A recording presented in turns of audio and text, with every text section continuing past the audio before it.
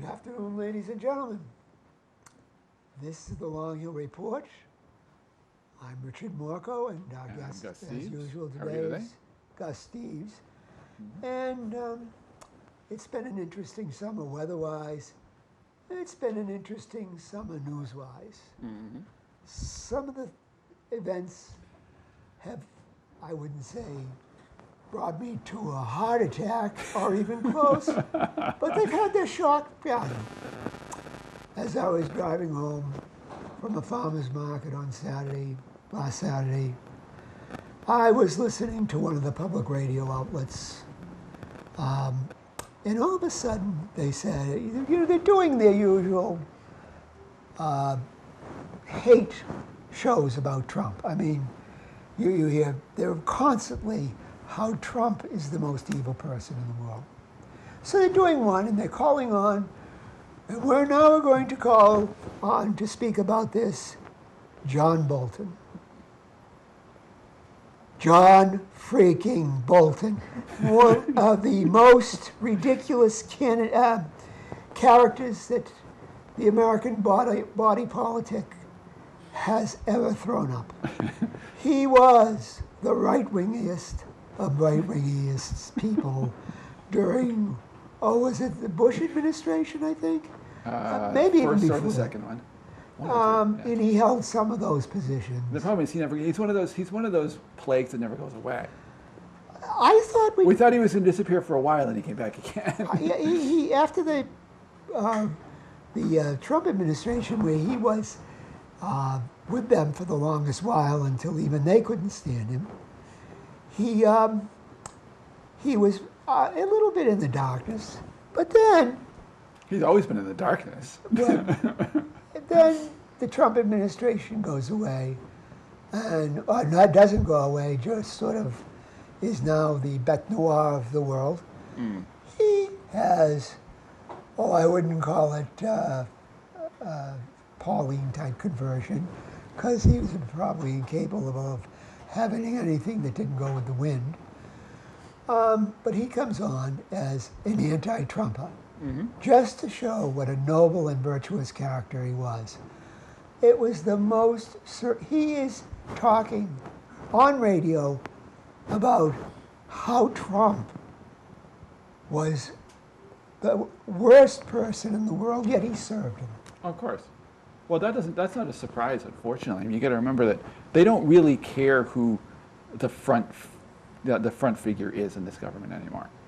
We've got people that Bolton and the crowd, the neocon crowd that he represents. Pompeo did a little. And it's simply a matter of they just recycle the same cronies over and over again.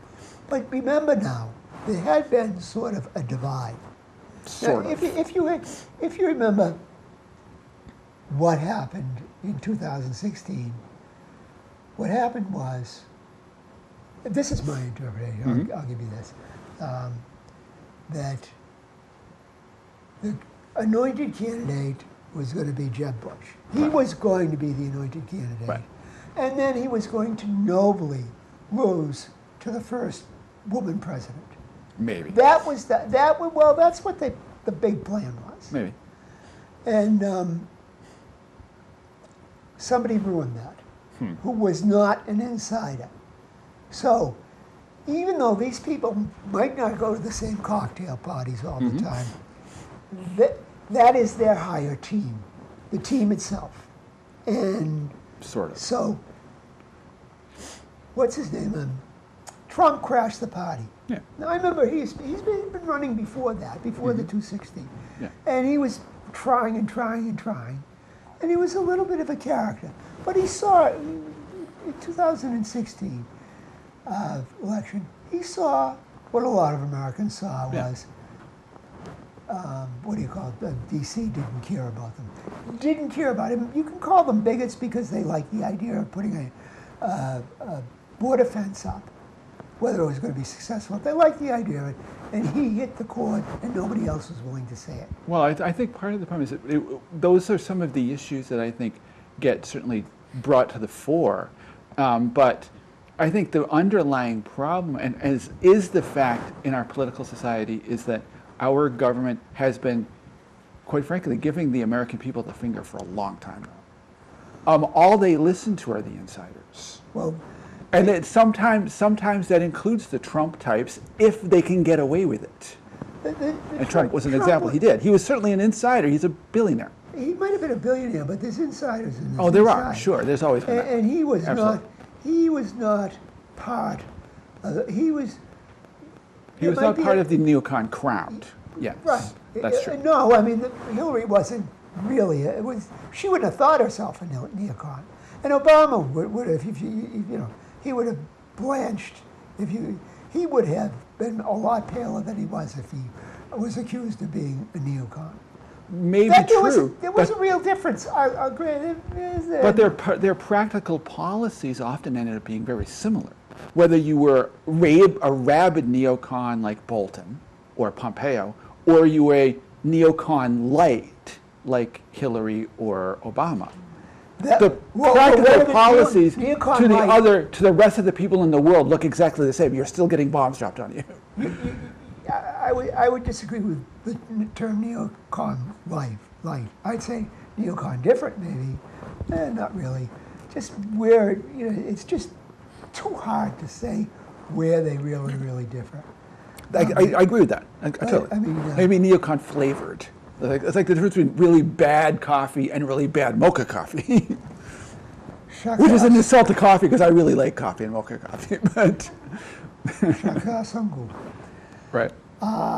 So, I mean, the surrealism, it just doesn't stop. I mean, as bad as it is, and I would love to see a better government. Oh, yeah, definitely. It's just the amusement factor is there and makes it, if not bearable, at least a smile you can say. It's interesting you mention that because there was a poll taken maybe 2 weeks ago that was commenting on that the highest ranking choice when it came to the way the American public reacted in both parties to Trump's kinds of statements is amusing.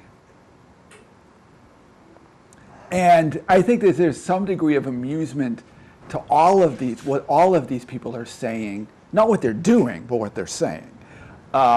Because I think part of that is both our need to find something to react in a way that is more or less sane, so we're not throwing bricks at them. And B, because some of it is, I think, their distraction from the policies that they're promoting that would cause us to throw bricks at them. Well, as bad as I'm going to say, Trump leaves a lot to be desired. I could go through things I say are absolutely crazy from the man. Yeah. I could say things like, he did try to get a little bit of a rapprochement with North Korea. Uh-huh. And Russia. And Russia. Now, those are same policies. I agree. I'm going to say this. If Biden hasn't reached peak ridiculousness, I got to see the next administration that does it. I mean, as bad as Trump is, Biden, unless you are asleep, totally asleep, or an establishment Democrat, he's peak bizarre. To say Bidenomics is an unbelievable success, and they're all trying to sell that we're not in a bad place here. I know. I know that. Well, because they're not. Well, they're in a great place. The rest of us are Yeah, drowning. but they're trying to tell us we're doing great. I know. You're not having a recession. I know. They're also trying to tell us we're not on the verge of World War III. Yeah. That we've got these same policies that they're going to bring. It's painful. That is true, and it's scary, and it's like I think it's so much of it is them trying to convince themselves even what their own senses are telling them is what's actually happening is not happening, because some of them are smart enough to see it. They're just crazy. Some of them are just pretending that it's good. Some of them are. I mean, I think some of them, quite frankly, some of them they just don't care. I I think you saw the email I sent you today that I referred to the most recent Aurelian I column. didn't get to see that one. Okay, it's a I good did one. see the email, but I didn't I haven't get read to the see column. It's a good one. And he's talking, his basic summary of it is, I don't have the quote directly in front of me, but basically he's kind of going through these points, 4 or 5 primary points about what's going on in the world today and how the current crop of Western leaders, both here in the US and Western Europe, are basically the worst crop, the most unprepared crop we've seen in a very long time. And I think there's a lot of truth to that. But they've all been to the best schools. That doesn't mean they know anything. I was in the Army with a guy who would talk about when the brass screwed up. Yeah. Say, you dress them up, you send them to the best schools, they rip the covers off the books every time. And this is bad. Yeah, that would probably describe. But all right, let's talk about people who really are thought of as sane and competent who screwed up. Okay, The sure. people who started World War II in this country. Yeah. The glorious progressive administration of Woodrow Wilson started the ball rolling. Well, that was World War One, but What? yeah, that was World War One. Well, yeah, but he basically started the ball rolling. More or less. Foch said of the end of World War One, and that settlement, it was a 20-year truce, and he was right. More or less, yeah.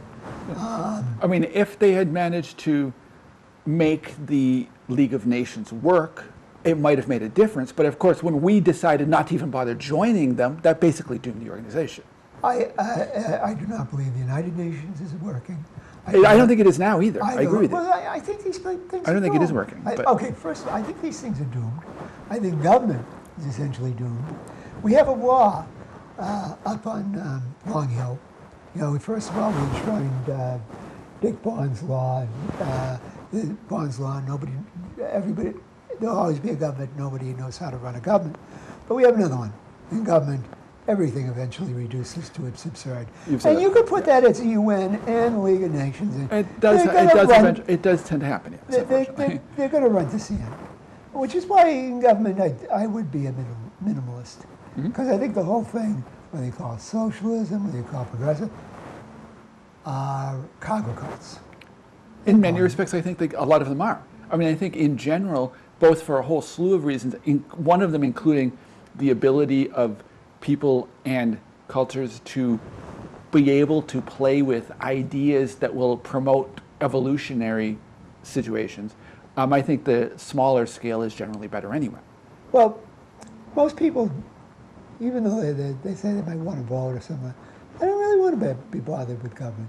They want to go home from work, especially if they have say like the people I see at the trade school go become plumbers. They spend a good day working, doing a good job, one hopes, for their clients. They want to go put a steak on the barbie. Oh yeah. They want to watch the massive amount of eternal content on TV. They don't want to. They want. Okay, what's their theory? How many of them have read de Tocqueville? None of them, because why? Who wants to read? Just nerds like you and me. But to backtrack there, how much of that is because of the countless hours of BS content they're getting from television, which basically encourages them to shut their brains off and not participate?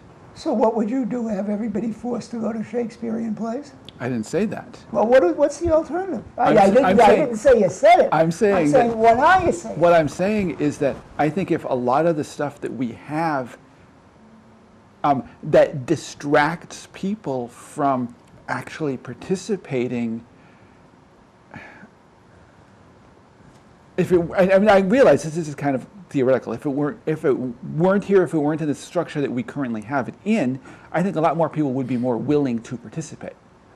All right. Because it's not just the content on TV. A lot of it is. A lot of it may be, but I grew up in and it isn't just TV, sports crazy world. People consider themselves part of Red Sox Nation. They live for TV. Yeah, I know. I get it. What? Yeah, I get it. So I mean, they want to be diverted. They don't want the nerd stuff of government. I think part of it is the problem is that we try to define it as the nerd stuff of government, as opposed to because if you think about it, we have created a fairly strong wall between what's going on in the quote unquote everyday life of people and what's going on in the quote unquote side of government. And there are a few crossing points, usually over here in the very wealthy section. There's plenty of crossover over here, but it's blocked here. You said a wall. Give me the structure. How is that wall structured? Well, I think most of it's propaganda. That's why people don't I think a lot of it has to do with that. I think a lot of it has to do with the way our economy is set up to require people to work for so long to make basic needs, to pay for their basic needs, that they don't have the energy or the time to devote to actually participating. There are people that still do it anyway, and I think that's good. How many hours a day should we and this is I don't know. My we thing, my I don't know exactly. I don't know exactly how many, but I think if more people participated, even an hour or two a day, it would lighten the workload on everybody who is participating more, and it would give us a better opportunity as a community to hear more voices and have more solutions come forward that we may not be seeing. I would love to see that. I do not believe people have an interest in it. Our system is designed not to give them interest in it. All systems are designed not to give it to them. I don't think that's true. Name a system that isn't. Other than the Athenian system, which was a totalitarian democracy. Most tribal systems have people. Everybody is participating. I really want to be in a tribal system. I like indoor plumbing myself. It has nothing to do with being without indoor plumbing. Name a tribal the technology is not a tribal issue. It's a way of structuring things. And there are so many ways of doing it. Why hasn't it happened? It has. It used to happen all the time, all over the world. That's it happened all over the world. Centuries ago. It is still happening. There are tribal peoples all over the world. Tell me one. There are tribal peoples all over the world. They're not where you want to live, or you would move there. There are something like 10,000 tribal cultures in the world right now. Where? Name one. All over the place. Name one. There are some in the U.S. The Navajo. The Navajo. The Diné, as they call themselves. The Navajo. The Iroquois culture. The Abenaki. They did not come up with anything like this. How do you know? Our society is really good at telling us they don't. You tell me what they've done that people would just love to be. This is not. I'm not saying absolutely that I disagree with you. Benjamin Franklin said any of the children who were caught, almost all of the children who were caught, didn't want to come back. Exactly. Now, there's a good reason for that. Yes, it is. Because their lifestyle was a lot better in tribal societies. It doesn't persist, and people are not going into it now. They're not. It doesn't persist because they were killed. Not the Iroquois still have a tribal system. The Navajo have a and some people still go there. And you know what they did with each other, though? They killed each other. Once in a while. No, not once in a while. The reason but why, not at the level that we kill each other. The reason why Massasoit made this deal with the devil was he was going to get killed by the Narragansett if he didn't. Maybe. Or he was going to be their subject, and he wasn't willing to put up with that. You do realize at that time that the society was also in a state of chaos here in New England. Well, New England Native American society. Because of the plague. Because of the plague. But it had already been whacked beyond, and it needed things were changing by no choice of their own. But what you're saying about, I can't absolutely say I'm against about, say, the Iroquois. Mm-hmm. Nobody's going over them today because, like this room, nice little bit of air conditioning. We're not going back to that. And the Iroquois have air conditioning. They didn't. It didn't arise in the Iroquois society. It doesn't matter. But there are arguments to be made that American democracy did. I've heard that. Exactly. I have looked into it to a small extent. I don't buy it. I say we looked at it. I said maybe Franklin looked at it, maybe Jefferson looked at it, but they didn't massively look at it. I think the issue is by then it had been kind of become part of the substructure of the way our society was running in the colonies already. Because we had been exposed to it for somewhere around 300 years by then. So when you say substructure, define Despite the fact that the average, the people, the European people had done pretty much everything they could to kill off the Native Americans along the eastern coast anyway. But there were still some around. And I think a lot of it, they had seen over the years that because there are repeated stories throughout Native early colonial history of, as you mentioned earlier, people who ended up for one reason or another in Native societies not wanting to return. They saw that there was an alternative to the structure that we had, and those who had an exposure to it wanted to stay there. Which I think is one of the reasons why the society that we had at the time did everything it could to suppress that structure, intellectually and physically.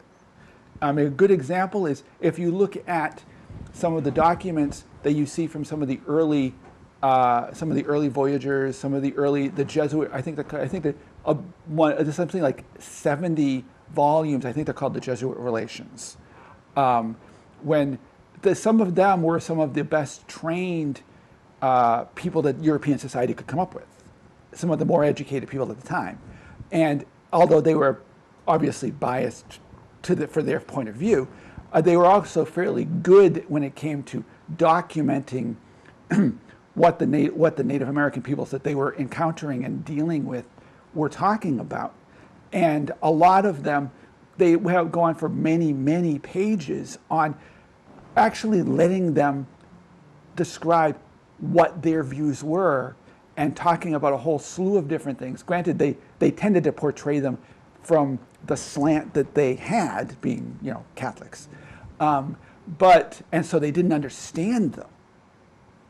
But the ideas were out there, and I think in many cases, what we would see is a culture that is trying to react to those kinds of ideas kind of seeping in quietly, which turned into ideas of either the noble savage later, or they were blatantly turned into ideas by European writers in both cases of basically the stupid savage, criticizing them as being savages to downplay the ideas that they recognized were actually a threat to the aristocratic system that Europe didn't know how to get out of. Well, in the colonies, the big problem for the average person was work. In that, if you were a farmer, you were working one heck of a lot. That's true. So if you were stolen as a young person, or even as a young adult, and stolen is a loaded term, of course, and you were thinking, hey, these people hunt, they fish. And remember now, the Indian society was pretty sexist in that. Some of them were. Okay, now it depends on where you were. I'm going to give you an varies from culture to culture. I'm going to give you an anecdote after I finish. But for certainly a young man, this wasn't too bad once you were really accepted into the tribe. In many respects, it wasn't too bad for the women either, And because they possibly recognized so. they didn't have to do a lot of what basically amounted to slave labor. Whoa. Now, I remember when Scouts, one of our Scout leaders was half Indian, half generic American. And he was in a Western tribal, grew up close in that. And he said, when the brave or the warrior, whatever, when he killed the livestock, when he had a kill, He didn't cut it up. He didn't rend it. He yelled. In some cases, He I'm yelled not disagreeing until with that. his wife or whoever, a woman came and did the grunt work. And so, in some tribes, that's true. And name a tribe it was. I'm not aware of all of them. I'm just saying, in some cases, it if is you find true. one, I would be surprised that this doesn't mean it was all completely a hell for them. I didn't say it was. I didn't say for the women, but they were not. They weren't Hillary Clintons. I never said that. No, I don't think any of us are Hillary Clintons either. I wouldn't want to be one. Trust me.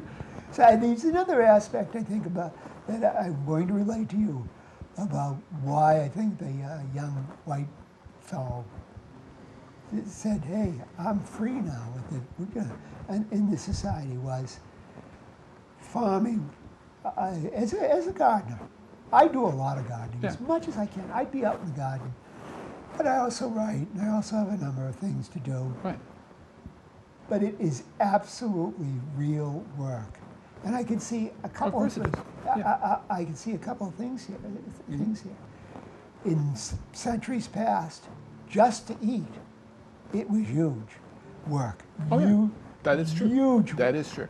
And also,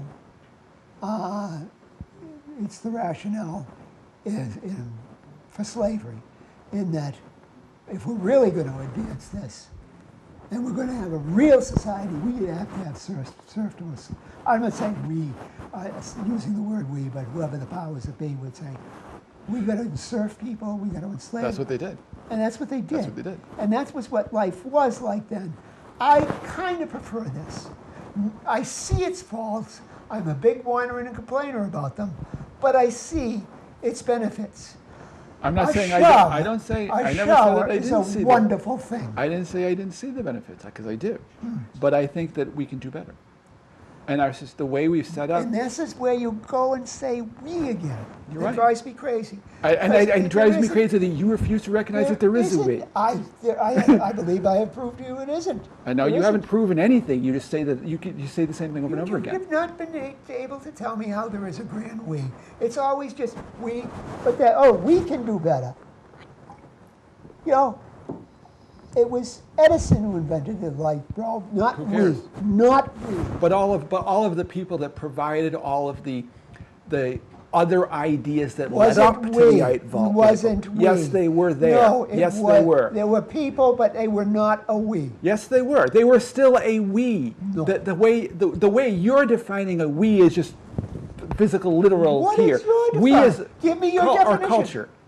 That's the not broader we. the broader culture is that's not we. we. Yes, it is. No, there's usually somebody running and exploiting or using or Not always. using, but it's But not a we. in many cases, what you've got is a whole bunch of look at most of history is people whose names we don't even know, doing things that lead up to the famous people being leaders, being scientists, discovering something or other. But there's always a long list of people we don't know who built the substructures that made this but that's not possible. we. That is we. You're saying that. That is by Was it definition Newton who said, we. I stand on the shoulders of giants, or somebody? That is we. But that was a few giants. No. There is a very tiny group of genius. The problem is, that's the problem, is that you see it as a very tiny group. I see it as across the species. We disagree then. You're right, But, we do. But Because I see it as stand something by- we can find all of these kinds of ideas all over the place. We don't necessarily identify anybody. Who knows who made fire first time? Nobody. Nobody knows who made the bow and arrow. Nobody knows. And did it make the bow? Or who the arrow? invented the canoe, or who invented the spear thrower, But it's or who not, or who it's hunted not, the first it's elephant. Not we. It's we. They are very We're much part. on their We shoulders. would be in a They situation. know, okay, invent something and I'll buy it. What? Invent something and I'll buy it. That's not the point I'm talking about. I'm talking about we have all of what we have today because there are thousands of people, millions of people behind us for millennia that did other things that led us to this point. Newton, there's only one Newton. There was not a bunch of we Newtons. There was one Newton, but there were a zillion people that led up to Newton. There were a zillion people that led up to each of us in this very room. tiny increments. No, of there are people. zillions We of people. disagree. Human Okay. history is full of billions of people that we don't recognize. All right, I'm going to end this with this because we're They are about here. a time. About time. They We're are our gonna- ancestors. We're going to end it with this. I just remember I am going to quote in this at the end. Queen Victoria, somebody did an imitation of her, and they were not supposed to see it. And she said, "We are not amused." So Queen Victoria, wherever you are, I do not buy we. He believes it's a we. I am and not using the royal we. That is the Whoa. royal we. I am such. We are so. I am we talking are, about we the are people. we are so grateful. people We are of- so grateful. I don't believe in Yeah. a royal we. I believe that the people are documentably we because you can see them all over the place throughout history. Our history is laden with people. That is we. And If if Okay. this group of people did not exist, this we has been would the not Long Hill. be We're at here. time. This has been the Long Hill Report. And Gus and Richard, thank you for stopping by. And I am not amused. You are.